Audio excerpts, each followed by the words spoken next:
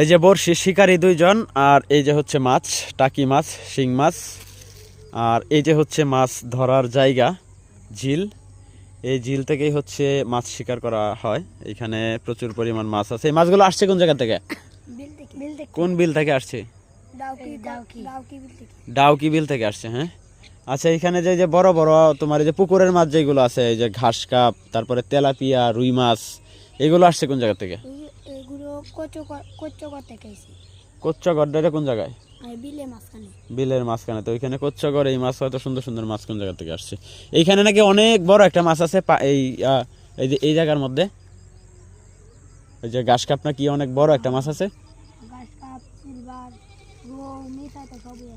বড় কোনো মাছ কারো বসিতে ধরে না যখন নতুন পানি হয়। হ্যাঁ, এখন মনে হয় শীতের কারণে মাছে কম খাইতেছে, ঠিক না?